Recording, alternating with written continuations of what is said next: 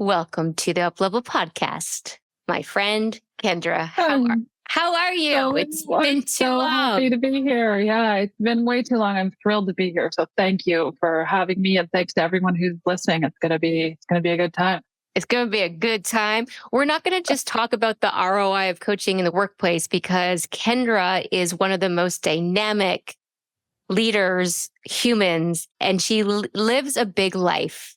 That's not like only one of her taglines in her work, but she lives by example. So we're going to go there too. Let's actually just start with that, Kendra. What does it mean to you to live a big life? Yeah. I remember when I came up with that sort of term or catchphrase, and it was the end of the year, and I was sitting with a really good friend, and I had a really big year. And one thing I like to do at the end of the year is like rewind to the previous January, and I think, okay, where was I in January? What felt important in March or April? And I just try to identify and create that timeline. And that year, my friend, she said to me, oh, it's been a really tough year. Like, my stepfather passed away. I'd had a flood in my newly renovated condo. I just had all these like things. And she was like, this bad thing happened, and this bad thing, and this bad thing. And I was like, yeah, but I also went to Thailand for 3 weeks. I spent 3 months in California working on one of the most amazing projects I've ever had. I got a brand new renovation that was way better than the one I could have afforded. Like, I had all these things. I was like, it's a big life. It's a big life, and it has all of those components in it. And so that's how I just try to live. Like, what else am I doing? Trying to live a small life? Okay. So one of my friends said the other day, whoever told us that life would be easy? Like, because sometimes there's this, misconception that it's supposed to be, you never get the flood, you never lose the account, you never get sick, so you've embraced this philosophy of it is all part of the deal. The good, the bad, the ugly. Yeah, we have to embrace all the seasons. That's how you live a full life. There is no wonderful, joyous highs without the crippling darkness and the lows. It's all of it. And I think it's so much of having a happy, fulfilled life is really learning to embrace that, to embrace the unknown, to embrace we got 100 years, if we're lucky, in this body, in this time. And so it comes with all of us, with all of it. So talk to us about how coaching, well, first of all, let's go back to how you found this profession, and then how is it influencing this intention, this stake that you hold to lead a big life and help others do the same? Yeah. I found coaching by accident because it was like 20 something years ago. And I had just come out of working in executive recruiting. I worked for a really small, very successful, very high-end boutique executive recruiting firm. And I found it really unsatisfying, because executive recruiting makes no secret. We're here to make a profit, people. And there's really we have a role for you, or we don't, or you are a fit or you aren't. And I would just see these people feeling, these candidates, like, broken. And I remember thinking, like, wow, you've really tied your entire sense of self-worth up into your job. And like, your job went away, but your value as a human didn't. But in recruiting is also where I got my first sort of glimpse into leadership, and what is leadership, and how do you define these qualities when a job description says, we need someone who is resourceful, energetic, who's defining those things, and who's making those choices.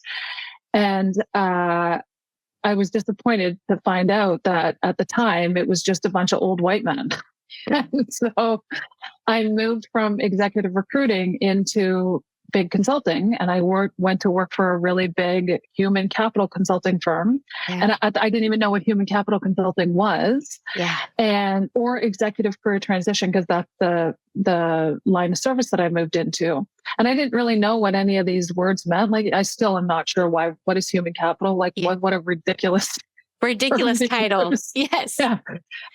But that was my first exposure to coaching and coaches. And so that firm was full of PhDs and coaches and people who really specialized in this. And that was the first time that I'd ever had that shone on me. Someone recognized my potential and really witnessed me. I took to put like a duck to water. I was like, this is amazing. And wait a second, now I kind of do know what organizational development is and coaching and career transition, all those things. And I was like, you know who's really great at it?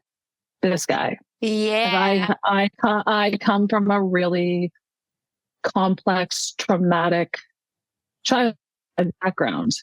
And I spent my whole life just trying to make $1 out of 15 cents and looking for a job and trying to figure it out. Like, what am I supposed to do? What is it that you want to be when you grow up? And what's that? There's just so much pressure to just pick one thing. And so when I joined the firm and I was the recipient of all this really great coaching, and then I would also see the people that I would see at the recruiting firm come through, they would go meet with their coach. They would come out looking a little bit more hopeful. And I was like, oh, we're on to something here. And so that sort of, it blossomed me. And I was rapidly promoted at that firm, and I won all these, like a leadership award, and it was great. And then, of course, I had a moment of, well, wait a second, now you look really successful by firm standards after 4.5 years. I'd have been promoted. I moved lines of service. I changed offices. I did win a leadership award. And the company was sort of holding me up as like, here's how you have a great career and manage your life. And I was like, I feel like I'm doing all the work here. It's a billable hours environment. And so I had a moment after a promotion and a bonus where I was like, okay, what are you doing? Because you're working really hard and this can continue. And people were like, do you want to be on the partner track? I was like, what do I want? What do I want? What is it? And I had this moment in my office. I still remember like what I was wearing and where I was standing. And it was just be honest with yourself. What do you want to do? And the answer was immediate. And it was, you know what? I just want to do what I want to do, when I want to do it, with who I want to do it with. Yes, sister. Yes. But I shut it down immediately because I was like, well, where are you going to get that job? And then I actually changed the question. And I thought, stop thinking it so narrowly. Start thinking about what's the life you're trying to create for yourself. Yes. Is this when the big life came in? Yeah. Is it a life of travel? Is it a life of having a family? Is it a blend of those things? Do you want this? And I started to just really think, well, what if I could do what I wanted to do when I wanted to do it with who I wanted to do? What would that look like? And I realized, oh, you know what? I really love the work that I do. I just don't want to have to come to this office every day and sit at this desk and like make sure someone sees me. And I wanted freedom, basically, which I think all of us want. It's just, I really had to sit down and start to think about that. So when I left the firm, I ended up leaving because I was like, I basically painted myself into a corner. It was like, oh, okay, now you're really clear on the life you want to create for yourself and what you want to do and how you want to do it. And nobody's going to nobody's going to just let you do what you want to do. So you're going to have to either settle or you're going to have to quit your job and start your own practice. And I thought, I'll try it for a year. And if it doesn't work out, I'll do something else. And it was when I left that I thought, okay, well, now I don't have the leverage of having this very well-known brand name to get me through doors. Yeah. And for my own integrity, I need to learn, I need some training, formal training, some credentials. And so I went and found the Coactive Institute, formerly known as the Coaches Training Institute. And I went into a hotel room and saw the horseshoe chair set up, and it was transformational for me. And since then, I haven't stopped. I amassed 11 letters after my name because I was fascinated by it. And then I wanted to know what are the other schools of thought on this? Who else is saying, well, I wanted to know everyone's philosophy and everyone's model and everything. So became such a dedicated student to this craft and to your own, living your own big life. I did. I was a dedicated student to the craft. And I also, Christy, I had some imposter syndrome. Yeah. And I didn't realize that till much later. When I finished, so I did the modules, the coaching training modules, and then I did the 6-month certification. The minute I finished the modules, I signed up to assist at the back of the room because I wanted I thought, I don't know this well enough yet. I'm not confident in my coaching skills yet. So I'm going to go and I'm going to assist because then I can hear it again, but I'm engaged in a different way. Yeah. And then I did go out and I started to take all these different, I did solutions focused brief coaching. I did the, neurotransformational coaching. I did like anything I could get my head, all that stuff. Yeah. And it was driven by fascination and really drawing the through line between all of those things. But it also came from this sense of, I'm not good at this enough. If I can know more, then I'll be a better coach. And what I came to realize is that it's all the stuff that they say in coach training, any coach training anywhere, but you have to really embody it to kind of realize, the skills of coaching, right? Listening, powerful questions, acknowledgement, intuition, all those things, they remain the same, but everyone learns those skills on someone's proprietary model. And in order to be trained in those skills, you go in and there's a weekend or a module of just powerful questions. And you can't ask why, you can only ask what or how. And so they almost tie one hand behind your back so that you get really good at this one skill. So because I think we're trained in the purity of each of the skills, then at the end they're like, okay, great. Now bring your personality into it, make it your own. Yeah. But it feels so counterintuitive. And so I think where I see a lot of coaches struggle now, and I recognize it because I did the same thing. It's like, you really do have to take yourself out of the model, because if you're coaching someone to a model, the client doesn't know they're on a model. They're going to go off the model at some point. And that's when the good stuff happens. And so coaching for me has always been about recovery. How do I just recover? How do I just recover to the person who's right in front of me? How do I recover to what's important right now? How do I recover from getting out of my head and trying to anticipate and think of this huge, powerful question to ask them and just be in rapport with them and just let it happen? But that is very counterintuitive. And it just really exacerbates that feeling of, I'm supposed to do something, or I'm supposed to get you somewhere. There's like so many different paths we could go down right now. You brought so much good stuff. I'm thinking what might really serve this context is to hear from you your definition of coaching, specifically with 11 certifications. And like you said, you found the through line between these different models. So how do you define it? I define it, it's a dynamic and engaged process where I think coaching requires all of you. And it should feel like it is a conversation between really good friends and allies. And one of those friends is playing a specific role. They're holding a specific space. They're there to do a specific, sort of play a specific role in service of the other person's greatness. So coaching isn't just powerful question after powerful question after powerful question, and then an acknowledgement. It can be a lot of things. Our clients need us to respond. Sometimes that response is a question, but it's in the how we respond. So sometimes my clients just need me to lend them a little bit of my strength. What's that look like? It looks like listening intently, letting them have whatever experience it is that they're having,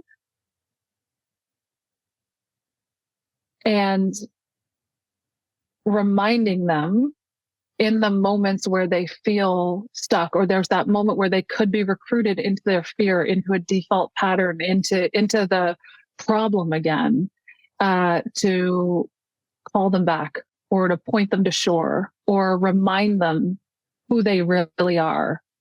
Yeah. It's like in those moments when they are stuck or lost,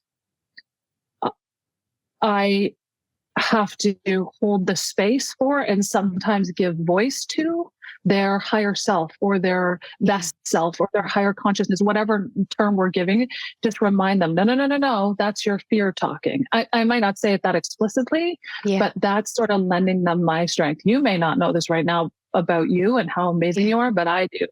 Yeah. So that's brilliant. That's brilliant. And I love this definition. And what had you choose to, in the early days, do a lot of work inside organizations? And I know you're shifting your practice a bit, and I'd love to hear, honestly, I wanted to coach in corporate because, and I think that this perpetuated stereotype still exists, because the world didn't see you as anything really important if you weren't coaching in corporate. If you're not coaching in corporate, then you're not really coaching.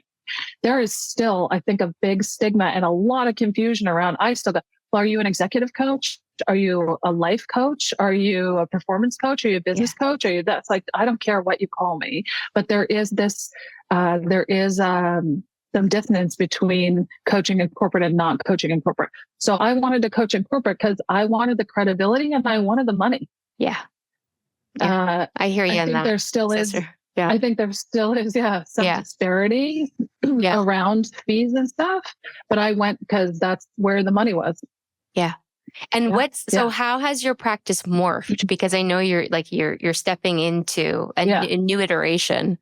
Yeah, new iteration of myself. So I've opened it up. And I've also closed other parts of it down or narrowed parts of them down. When I first started coaching, I would coach anyone who would let me coach and anyone who was willing to pay for it. And that's sort of how I developed and started to understand, who do I like to coach? What are the environments I like to coach, or the context I like to coach around? Who are the type of people that I like to coach? I really love working with, none of my clients suck at their job. In fact, they're usually at the top of their game.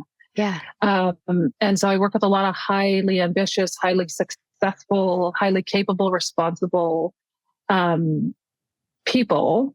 And that bodes well in organizations. How it's changed is I now I vet a lot more, especially in terms of the organization that I'm willing to work with. There's just been too many times where I think there's a lot of companies where coaching happens a lot, but it's not a coaching culture. So the difference for me in that is you can have environments where everyone has a coach and everyone's getting coached. It's happening a lot. But if those high level themes or meta themes or learnings from the coaching aren't informing the strategy of the business and the culture, then there's a problem.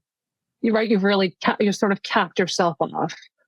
And I only want to work with companies that are willing to do that. Also, companies that are well resourced enough and bold enough to take a stand for something in the marketplace. To be willing to change things for the better first and to use their privilege for good. Yeah.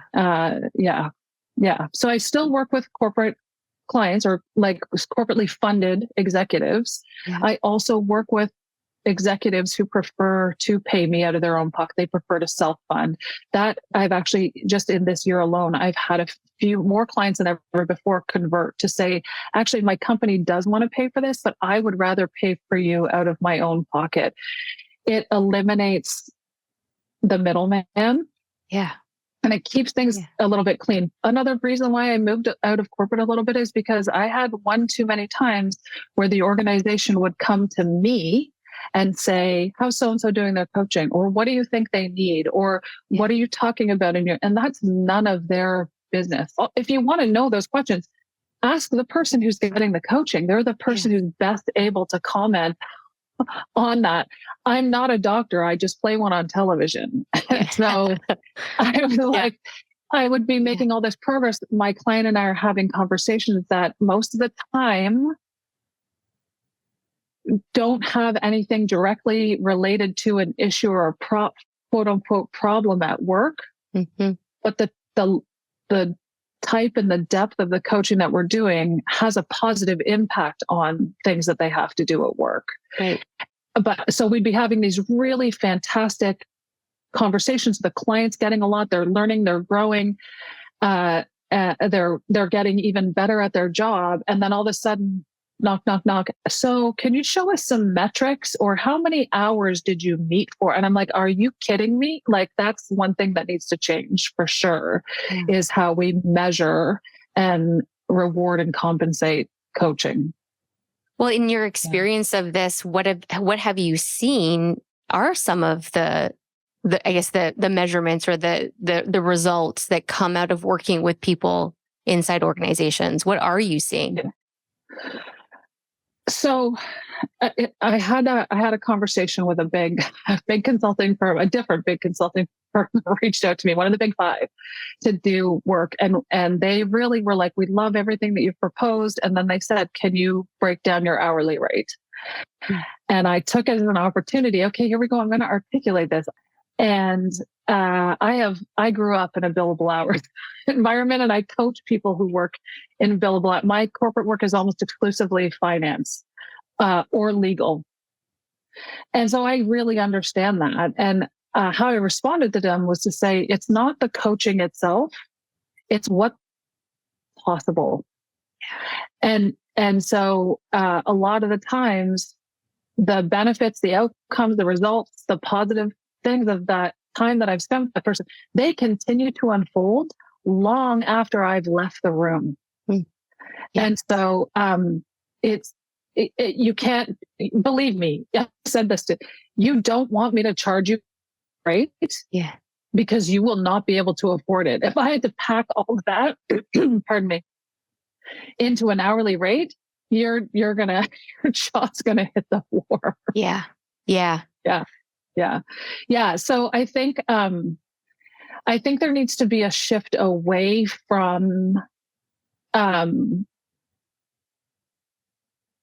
I don't know if it's away from, or if we need to change the metric. The main metric cannot just be how much time did you spend with this person. I have had someone have a life-changing breakthrough in 7 minutes. Right. Right. And so if we're only measuring this on how many hours did you spend with your coach, or here's the other thing that drives me crazy, it's so diagnostically focused, right? Let's give them every personality test we can. Then let's do the Myers-Briggs, and we'll do this assessment and this assessment and this assessment and this assessment. A couple of things after. The person who's on the receiving end of that, conscious of it or not, it starts to become, well, you tell me who I am then. Yeah. Right. You're debriefing this assessment. Well, you tell me who I am. You tell me what my strengths are. And that just becomes gospel to them. It should never be. You should never just accept that. And so to stop measuring it on these structures and these words that lose all their meaning after a while. Stop basing it on results. Like, I was thinking about this the other day. You can work with someone in corporate and they identify, here are the areas for focus. Here are the 3 things we want to work on. And then there's no grace or no credit or no acknowledgement of the process it takes. Great. We've identified the wound. That's the first step in healing. Yeah. Yeah. But there's a lot more to go through until it's fully healed. They either want to know, great, you spotted it, now fix it. Yeah. And so you don't get any kudos for trying, for being on that journey, for improvement. I always say it's the difference between ambitious failure and incremental success. Mm-hmm. What if we measured incremental success, right? Mm-hmm. What if I were to say to you, hey, so right now this person is a 4 out of a 10 on X. Most people will go, well, what's it going to be like when they're a 10 out of a 10? We can pontificate about that for sure. It's probably going to turn into a big goal that's going to scare this person because 4 feels really far away from 10. But if you switch it to go, okay, well, let's imagine that this person somehow miraculously in the next 4 weeks went from a 4 to a 4.5. Yeah. What's the ROI of that? Notice? Like, what would you notice? What's different? What's happening? What's going on differently at a 4.5 than a 4? Start with that incremental success. It also trains the brain. It kicks in, the reticulating activating system. I think it's where your brain starts to go, oh, Kendra's trying to do something here. Let's help her. And so you activate your own internal resources more. And you also then attune the organization to start to look for progress instead of just perfection and finished and done. That's brilliant. I think that's a really good nugget to take. And the piece too that I'm hearing you point to is enrolling the stakeholders in the education component that you're talking about. So to really set the context, this is a growth process. It's not about having this person do 10 on 10 on these goals. And I think the best way we can see a return on investment in bringing coaches into the workplace is by training the people around that person we're coaching and having them benefit from the process so that they're cheering the person on. They're not looking for the perfection or the fall, but they're like, oh, how's it going? Like, what are you learning? And it's getting transferred over to them. And specifically, if it's a manager, then they can carry forward the good work that was done between the coach and the internal client. Like, that seems really... it seems basic, but it doesn't happen. It doesn't happen. And when I have alignment meetings with the coaching sponsor and the person who's receiving the coaching, I am very upfront to say, my job, if I'm doing it right, is to eradicate myself. I want you to see me as unnecessary after this process. Because I am here to coach the person who's receiving the coaching, but there's an opportunity to coach that relationship too. So coach sponsor, I want to do what I can to make it comfortable for you to instead of having to come to me to say, listen, I wish they'd do a little bit more of this, for you to be able to go to them and say that in service of their growth and in service of your relationship. I'm there to help facilitate that as well. Yeah, that's brilliant. Yeah. So, who was a coach or like a coach-like person that first kind of ignited you and inspired you? Yeah, I got to give a couple. I got to give a couple shout outs here. I've had so much informal, formal coaching. I would be coached by anyone who asked me, just because you learn so much as a coach when you're getting coaching. So true. I think it's a part of the equation that we don't talk about enough. Because I learned just as much about becoming a better coach by getting really great coaching. Okay, so my shout outs: Judith Cohen. Yes, Judith Cohen. We love you, Judith Cohen. Helen House, amazing. Same, Chandresh Bardwaj, who I am actually currently working with in a one-on-one capacity. I also had some brilliant coaching from Karen Kimsey-House and Jeff Jacobson in the leadership program. Yes, amazing. But my very first coach was Judith Cohen. And I was actually just texting with her the other day. So we've been together for well over almost 2 decades now. She's fantastic. She changed my life. She changed my life. She was my supervisor in the certification process. And something about the way, I just remember thinking, this woman gets me. She sees me. She saw something and she knew nothing about me. What I've learned since then is when people say things like, oh, they just get me, what it means is I feel safe enough with them to be myself. Mm-hmm. And I think that's what I saw, because her story is even bigger than my story. And so she, again, great coaching skills, but what made the difference for me was she brought the fullness of herself to that coaching. She brought her rebellion to the coaching. She brought her honest opinion. She was open and invested in me, but she was also detached in service of my growth. She was not interested in coaching the problem. She was interested in coaching me. And her steadfastness to that gave me confidence. And it's something, so earlier when we were talking about, sometimes my clients just need a little bit of my strength. She did that to me. She was like a safe place for me to land. And I remember her saying, Kendra, you hold so much for so many people, which means you need a bigger set of hands or arms holding you. And she was that person. So we had this relationship where so much of it was deep processing work. She really taught me a lot about shaping the narrative and creating context. It is not, time doesn't heal all wounds. It's what you do with that time that makes the difference, and how you shape that narrative and tell the story about what's happened to you in a way that serves. That was huge for me. And she held up the moon so that I could go into the deep, spiny places and figure some stuff out. And then she would also coach me on my coaching. So I loved it because she was able to switch. There's, again, in coach training, there have to be some purity in what we're learning. And it's also a short period of time that you go through any kind of coach training. And so I love that she was able to break some rules and switch some hats, coaching me as the person on my own personal things. And then I'd be able to say to her, well, I have this client right now, and here's what you know what I mean? I don't know what to do. And how do I take this? And then she would go, well, what are you afraid of? Or how are you that? And she would coach me. And then she would go, here's three other things you could say to them. Yeah. So she never just left me hanging and like, well, go figure it out. She would always give me a little dangler or a little lead, and she'd role play through. Well, Kendra, you could respond like this. What are you talking about? Or you could respond like this. Oh my God. She just was constantly reminding me that I had options.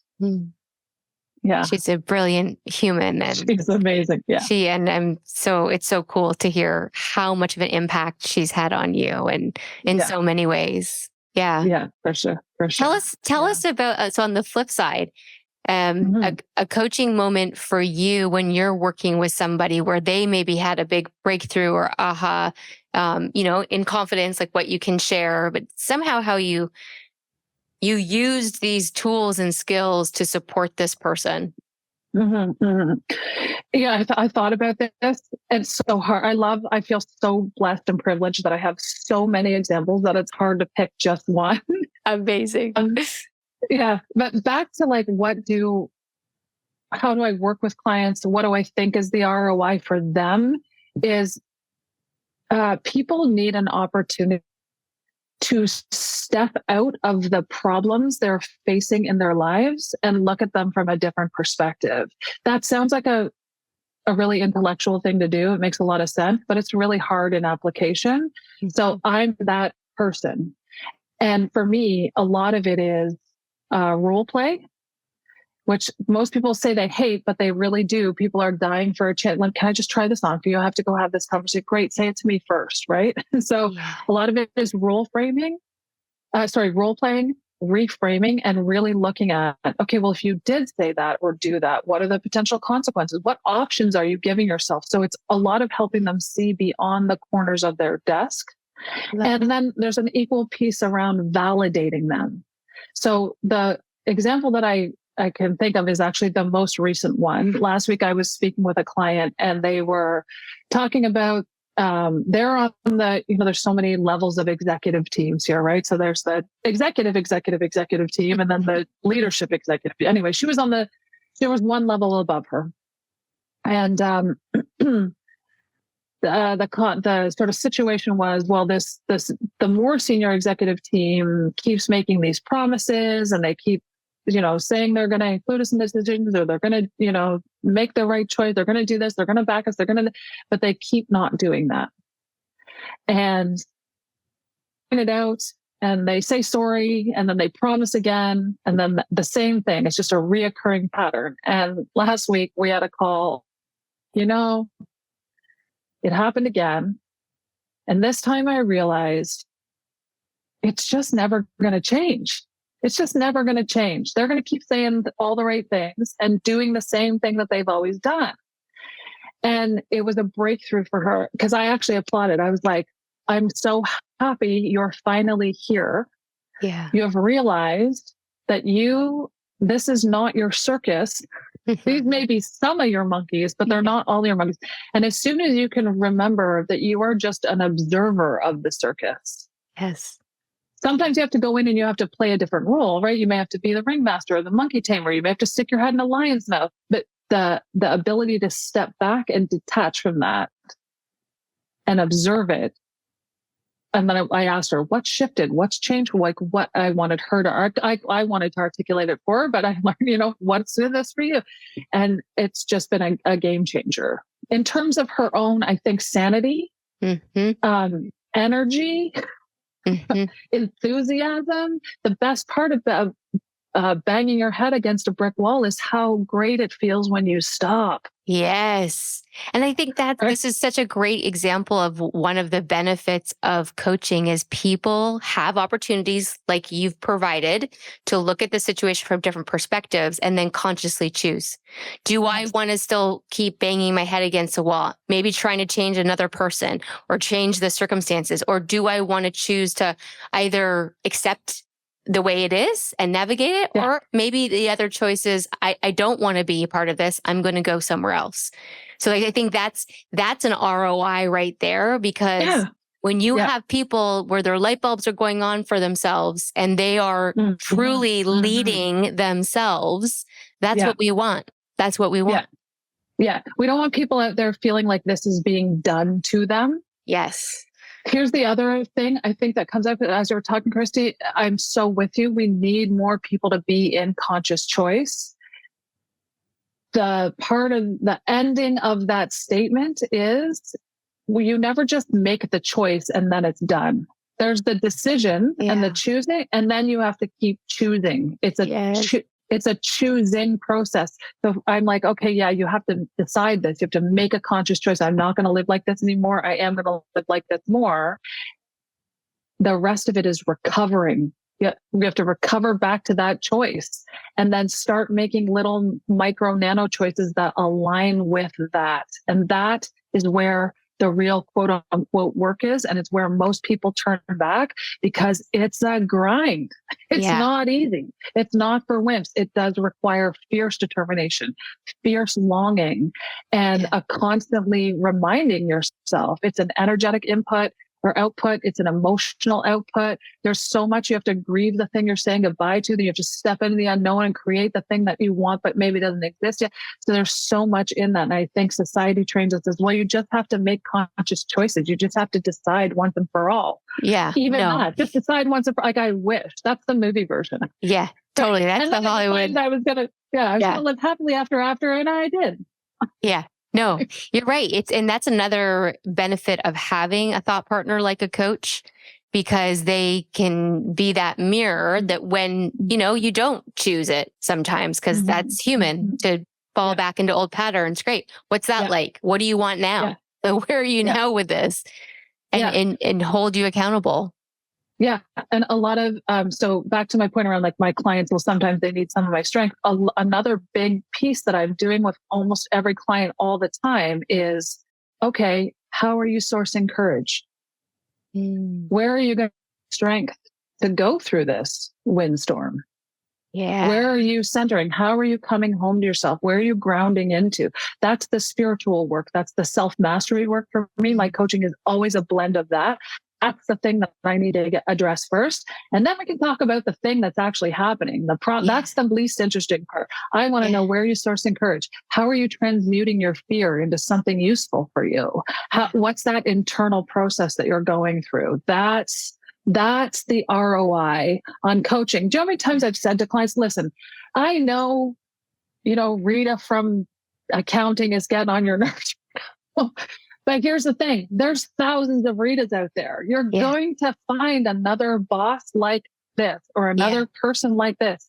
Let's talk about, again, what are the elements in this? How are you organizing yourself around this type of situation or personality type? Or, how do you not self-abandon? It's such important work. It's such deep work. And I'm so grateful that we get an opportunity to do that, but to do that in the workplace specifically, as we're building a new way of working. I really believe that. And if you look at the past 4 years, what's happened on planet Earth, right? The constant crisis, chaos, and change.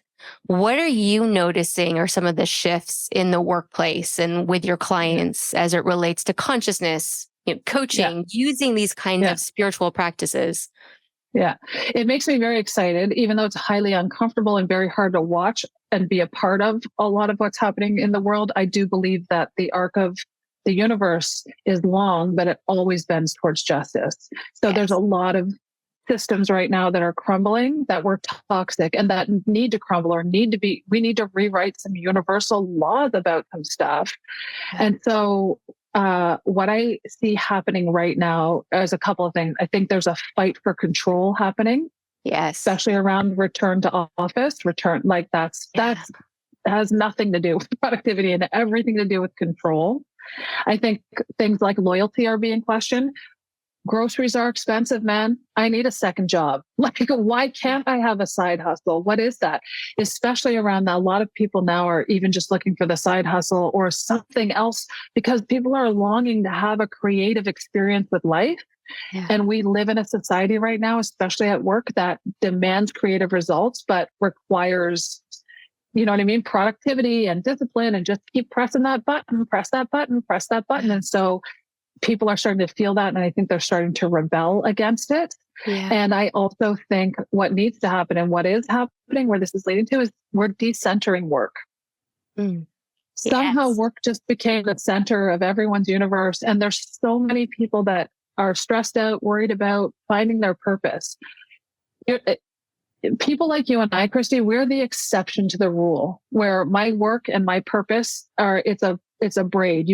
I could not tease them apart. I always say coaching is it's a verb, not a noun. It's just what I do. It's who I am. Just living and breathing it all the time. I can't shut it off.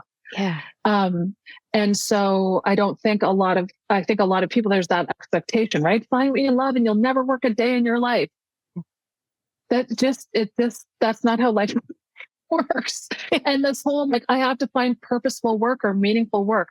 We work, it's a financial transaction. I tell this to clients a lot now too. I don't like work. I don't want to work a lot. That's not my objective in life, is to work. And I love the work that I do. But if you give me the choice, do you want to work today, Kendra, or do you want to go paddleboard at Kids Beach? I'm on my paddleboard 100% of the time. Yes. And so just being able to admit that and stop putting this pressure on ourselves that we have to find purpose at work and it has to mean something or be something huge in our lives. I think we feel that way because it occupies a lot of space in our life right now, but it's not quality. And so I think that's changing. And all of this is happening at the same time as we're trying to expand diversity and inclusion. And there's all these new like neurodiversity. There's so much newness people are starting to talk about right now, what's actually been going on. But it's just, we've had to stick to this really narrow version of ourselves at work.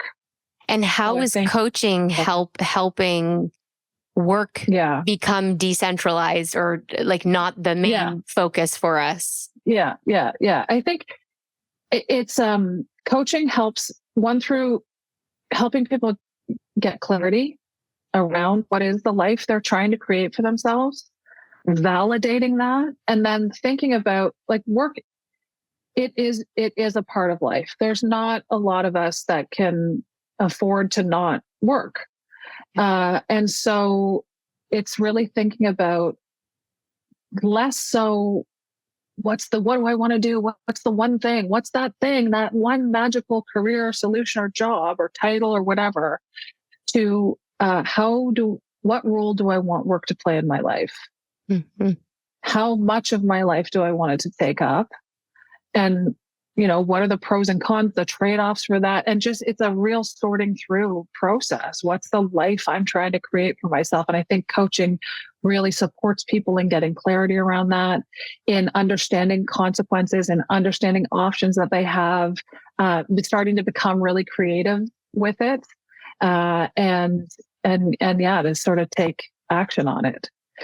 And a lot of people will end up saying, you know what, I actually like my job, or I like the career that I have, or I do just where I can right size this. Mm-hmm. And that's fine too. Again, it's the conscious choice thing. And I think that leadership is this blend of flexibility around how are we going to be productive at work? And also how are we going to be well at work and be happier at work also? Yes. I mean, Yeah. I So remember. the happier we are, the more motivation we have, right? It becomes effortless. Completely. And there's another ROI study right there. Kendra, I remember a decade ago going to, I think it was Rogers, Canada with you and doing a workshop on, I think people thought it was time management, but the content that you brought forward and then I got to co-lead with you was around energy management. Mm-hmm. And it felt like before its time. And over the past 4 years, like you're saying, we're gonna work and be well at work. So how are you seeing some of these things? You were sprinkling the seeds a decade ago around let's manage our energy versus our time, which was all about well-being. What are you seeing in that shift? I am fine. I'm glad people are starting to catch up to it.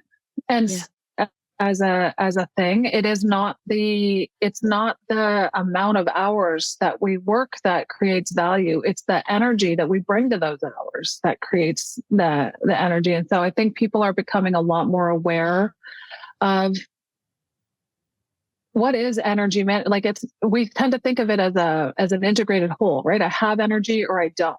In actual fact, there are different domains of energy that can be replenished and refilled, and just people even knowing the discernment around that. It was this physical energy, emotional energy, mental energy, spiritual energy helps them to be able to replenish themselves and give themselves what they need. Are you still teaching that workshop? Or did you bring that to your one-on-one clients? I say all of it. Yeah, all of it. I think it's one thing that we can never get enough reminders of is reminding ourselves that we are human and we are creative.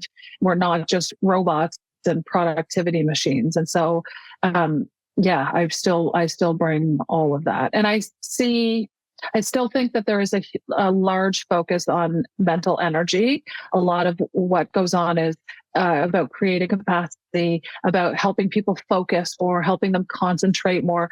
We don't really need help with that anymore. We got the mental thing checked. Like we're rocking that. Yeah. What I'm noticing now is people are a lot more interested in spiritual energy. And what does that even mean? Like even saying the word spiritual, it still has a bit of that. It's like a bit of a taboo. Yeah. I find that, and I've taken a stand for this too. I'm on a mission to normalize it. So stop saying like, well, I know this is going to sound woo, or this might be touchy feely. Nope. No, it's not. Yeah. It's science. Yeah. It's quantum physics, baby. Yeah. And so people are starting to own that a little bit more. Mm-hmm. And spiritual energy is really, it's about, how much do you care about the things that stress you out? Like what's meaningful to you? What is the life you're trying to create for yourself? What does give you meaning and purpose? People really are wanting to explore that and I always say this, the process of figuring out what you do want always starts with getting really, really, really clear in a super uncomfortable, visceral way about what you don't want. Yes. And it's only when you get to that point are you willing to look at anything else. And so I do see a shift in that, people wanting to understand a different energy, not just focus on how to concentrate more, how to focus more, how to do that. They really want these, I call it like return to factory settings. I think here's the other thing that I'm seeing. People are out of coping strategies. What they want now are resilient strategies. Coping strategies have their place in time. They're meant to get you through a tough situation fast. And it's usually from something external. A resilient strategy, though, is something that expands you, softens you, opens you. It fuels you. And coping strategies are easy. I'm just going to grab a cup of coffee, or I'm going to grab a Red Bull, or I'm going to, you know what I mean? I'm going to just turn on Netflix. I'm going to do that. The resilient strategies start internally, and it's counterintuitive because it's not easy. The easier thing to do is to just put Netflix on, as opposed to maybe give yourself some space to just feel whatever it is you need to feel.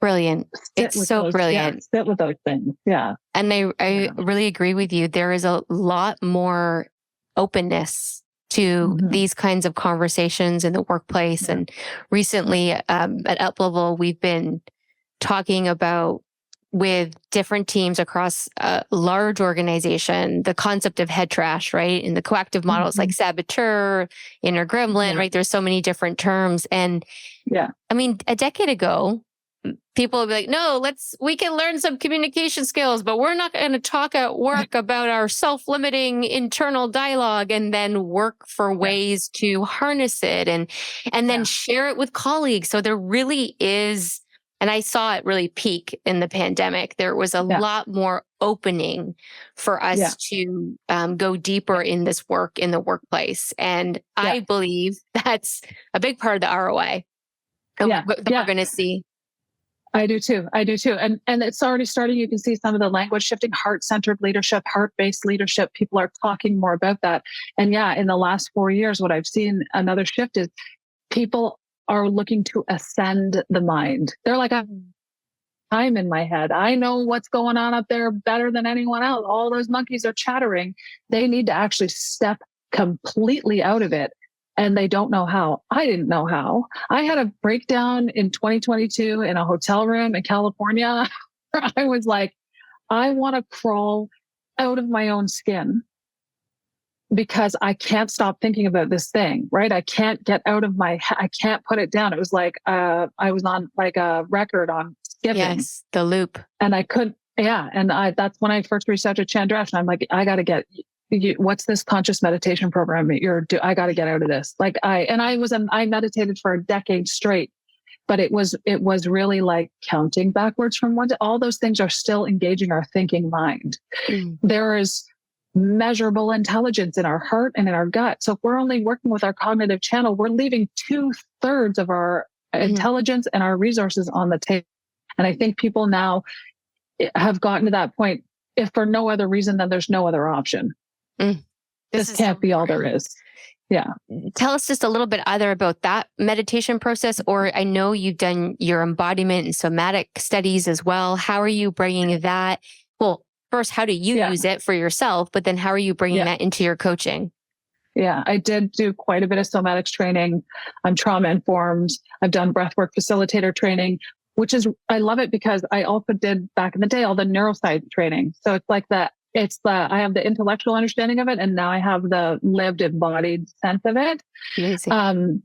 For me in that room, what I realized was, I have put a lot of effort into and been a really great coaching client. Like I've been in the coaching chair being coached by all these brilliant people that have helped me to really, shape my narrative, package my story, right? My everything is very well curated. It's very well curated. I tell people I'm so well processed. Yeah. And what the more spiritual coaching that I've done and the somatic work helped me to take that from curated to archived. So it's not like the past never happened. It just isn't where I live from anymore. It's like there's a brand new me here. I just get to take all the wisdom from those experiences without having to carry them with me. And so the somatics, the conscious meditation, the breath work helps me tap into those other parts of my intelligence and take advice, clarity, strength, courage from a deeper, more robust, older, wiser part of me. And that type of work, and I want to give this very clear disclaimer, is harder than any of the therapy or coaching that I've done up until that point, because it involves sitting in the unknown and sitting with things that I haven't even unconsciously haven't let myself feel, or that my body has been holding for me, even though I didn't know it and definitely wasn't trying to intentionally put that burden on it. Sitting with those things, I'm right here in the present moment. There's no guarantees. I remember crying and like feeling things. What is that? Where is it coming from? It doesn't even matter. Just like let it out. It's very uncomfortable to sit in the unknown like that, but it is so liberating. And that is where we get capacity. Yeah.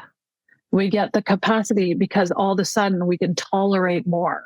We learn to tolerate more discomfort, right? Yeah. So yeah, I cried and wailed at the train and it was just awful, but I was like, oh, and I survived that. Yeah. And it grew your capacity to serve in a bigger way and live and lead a bigger life.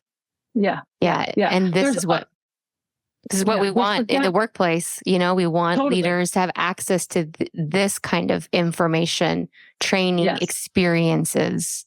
Yeah. Because I think we forget there's always something on the other side of that discomfort. There always is. Yeah. And what you're usually going to find is more of you, you become more solid. So I get a lot of feedback. Oh, Kendra, you're so grounded. You're so accountable. You're so this. Yeah. Because I sat with myself. Nobody knows me better than me. Because I spend time with me every single day. I meditate in the morning and I meditate in the evening. And I sometimes will do, I can, little things throughout the day. But I found my own practice with it. But especially those two bookends to just check in. It sharpens my muscle of discernment. Is that mine or is that someone else's? Am I carrying, is that tension that I'm still feeling and that argument I'm still having in my head? Is that my stuff? Or is it something that's happening in the collective? Am I feeling the tension of all the war and devastation and all the stuff that's going on? Or how much of that is mine? How much of that is not? So sharpening that muscle of discernment, you sharpen that muscle of discernment, which means you just get better at discerning everything, not just what's going on with you. And so all of those skills.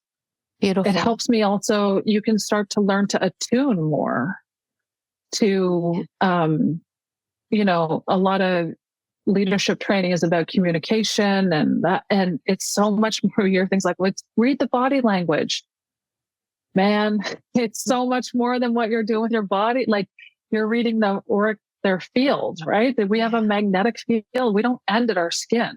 And so you really I learn how to listen with all my senses and tune in with all my senses. And then also follow your intuition. What urges? Am I following that urge blindly?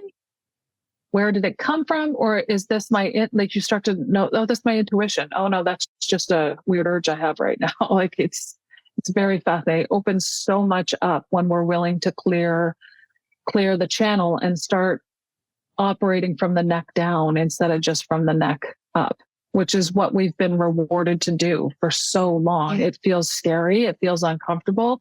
I felt exposed and vulnerable. Like, oh my God, everyone's watching me do this on live TV. Yeah. And so again, there's that. And then there's my coach. How are we going to source courage for this, Kendra? You're doing a great job. Yeah, I see you. And this is hard. And you are right. You're stronger than this. Remember, that's a big piece of the coaching, as much as it is asking me any powerful question.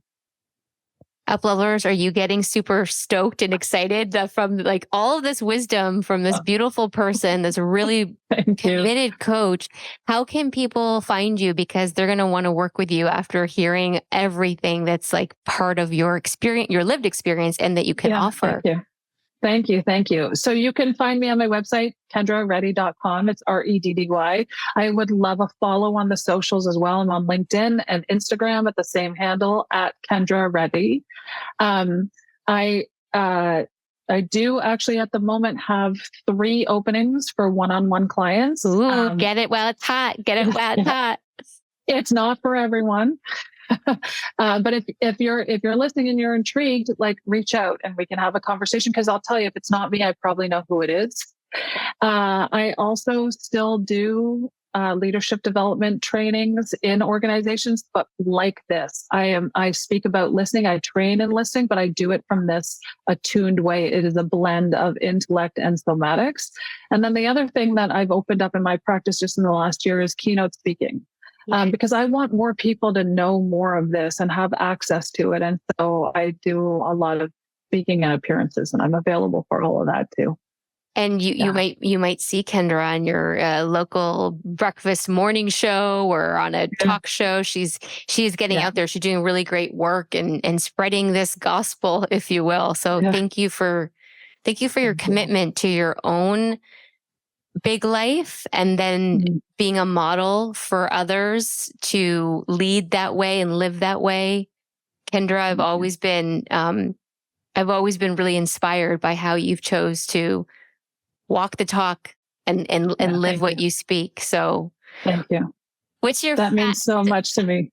Oh, thank you. Honey. What's some final words of wisdom you want to offer? Like, there's typically two audiences here, right? We've got the folks that are internal in organizations who are either responsible for bringing in external coaches, growing a coaching culture. So they're listening through that lens. And then we have folks who are maybe newer coaches and they want to do work inside organizations, or longtime coaches who are just, tuned into what is the ROI of coaching in the workplace? Where would you point us here? I'd say for the internal folks who are building a coaching team or wanting to embed more of a coaching culture, I love all you people, all you HR, L&D, training and development, anyone. I love all of you. We're out here doing this work with you too. And I would say, continue to rebel for this, continue to make noise about it. I know how hard it is to get a real proper seat at the strategic table. It comes from making noise and for really, being fiercely determined about this. It's not going to be easy all the time for the organization because you're going to show it things that it doesn't maybe want to see about itself or acknowledge, but keep it up and keep proposing the solutions and just challenging the system because it needs to be challenged. Be a disruptor. Be a disruptor like Kendra. Yeah. You can be a disruptor without burning the building to the ground. That's my job. I got a pack of matches. You got a can of matches. Gas. Yeah. You can do it for the external coaches or new coaches or any coach who's wanting to get more into corporate. I'd say it's an avenue. You don't have to limit yourself. And I would say, what would I say to people? It's going to take some courage and determination to put yourself in the equation. Mm-hmm. It's okay to follow a process and to have a process. That's actually a requirement. For sure, in corporate, they like the organization, that piece of it. But you don't have to restrict yourself to that. So all the things that you heard in coaching school about, now you know the skills, bring your personality. That is why people will want to work with you and why they will want to hire you. It's because of your presence in the room, who you are before and beyond any of the skills that you've amassed.